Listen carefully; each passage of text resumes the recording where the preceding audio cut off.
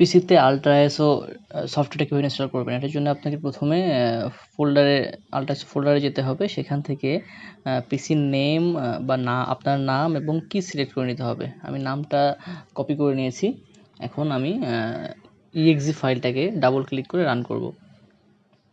নেক্সটে চলে যাব, অ্যাকসেপ্ট করে আবার নেক্সটে চলে যাব। সেখান থেকে ডিফল্ট লোকেশনে আমি এটা ইনস্টল করব, আপনি চাইলে এটা চেঞ্জ করতে পারেন। আমি নেক্সটে চলে গেলাম, সব কিছু ডিফল্ট সেটিংয়ে রেখেই নেক্সটে চলে যাচ্ছি।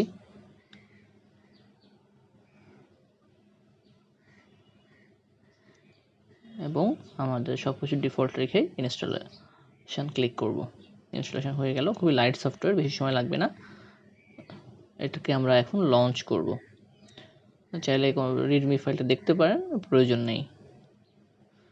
এখান থেকে আমাদের এখন রেজিস্ট্রেশন কমপ্লিট করতে হবে। আপনি অনলাইন অর্ডার করতে পারেন বা অন্যভাবে কি থাকলে কি দিতে পারেন। যেহেতু আমাদের কাছে নেম এবং রেজিস্ট্রেশন কোড আছে, আমি এন্টার নেম এবং রেজিস্ট্রেশন কোড দিয়ে যে নেমটা কপি করেছিলাম সেটাকে এখানে পেস্ট করে দিব। যে PC110 এটা হচ্ছে নেম। এখানে আপনার নিজের নাম দেওয়া যাবে না, এই নামটাই দিতে হবে। এই নামটা দিয়ে দিলাম এবং কিটাকে দিয়ে দিলাম। কিটা কপি করে এখানে পেস্ট করে দিলাম, দিয়ে ওকে ক্লিক করব। ওকে দেওয়ার পরে দেখবেন এটা আমার রেজিস্টার হয়ে গেছে। এখন আমরা এটাকে নেক্সট ওপেন যে কোনো program, ISO file program open করার সময় এটা ইনস্টল করতে পারবো। নর্মালি আমাদের ক্যাট সফটওয়্যারগুলো অনেক হেভি ফাইল হয়, এটাকে যেন ভাইরাস এফেক্ট না করে এই জন্যে আইএসও ফাইল হিসেবে করে রাখা হয়। উইন্ডোজ 8 থেকে উপরের উইন্ডোজগুলোতে আইএসও ফাইলটা অটোমেটিক্যালি ইনস্টল ওপেন হয়, বাট 7-এ ইনস্টল ফাইলটা ওপেন করতে গেলে এটাকে অবশ্যই কোনো আইএসও ইমেজ দিয়ে ওপেন করতে হতো।